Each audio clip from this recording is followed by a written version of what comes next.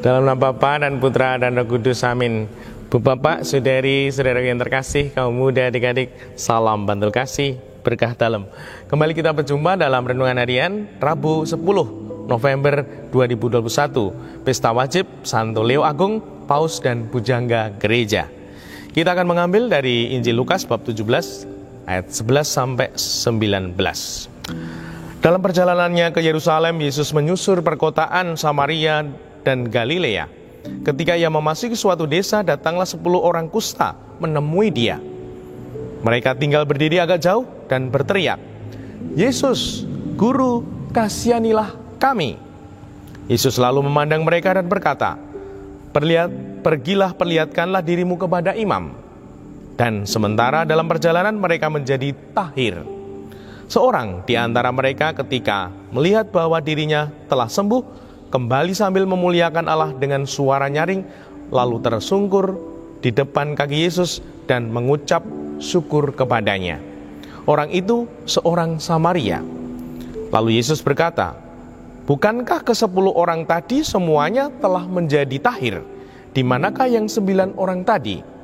Tidak adakah di antara mereka kembali untuk memuliakan Allah selain orang asing ini?" Lalu ia berkata kepada orang itu, "Berdirilah dan pergilah, imanmu telah menyelamatkan dikau." Demikianlah Injil Tuhan, terpujilah Kristus. Bu Bapak, saudara yang terkasih, kaum muda, adik-adik, ini sungguh pelajaran sangat berharga. 1:9, 10 yang menjadi tahir, hanya 1 yang kembali memuliakan Allah dan bersyukur. Mungkinkah itu juga terjadi saat ini? Dalam diri kita juga sering kita memohon berkat, namun ketika berkat itu tercurah, kita mendapatkannya, ada yang lupa memuliakan Allah dan bersyukur. Semoga kita mau untuk mewujudkan kehendak Tuhan. Kalau diberi, kalau mendapatkan, bersyukur. Dan apa yang bisa kita renungkan? Mengapa yang 9 tidak bersyukur lebih banyak? Ada kemungkinan juga loh ini. Dalam keluarga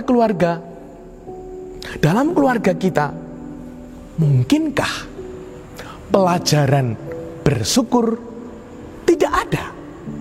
Nah, mari kita bertanya, apakah pelajaran bersyukur ada dalam keluargaku?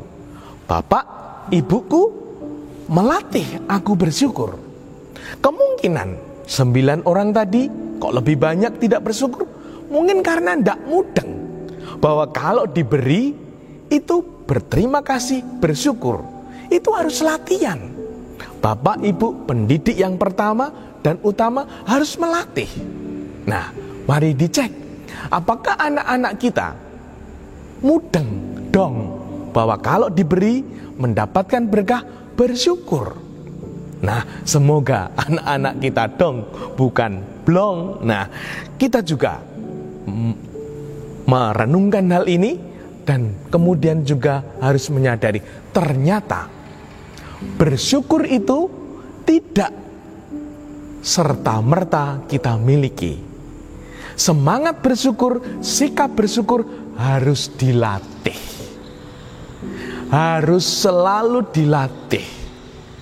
Dan kalau tidak ada latihan dalam rumah kita, dalam keluarga kita, maka tidak heran semakin banyak pribadi yang tidak bisa bersyukur. Dan dalam kitab suci ini disampaikan hanya 1, 10 yang diberkati, 1 saja yang bersyukur. Nah, semoga 1 itu adalah kita. Dimuliakanlah Tuhan kini dan sepanjang masa. Salam bantul kasih, berkah dalam. Nama Bapa, Putra dan Roh Kudus. Amin.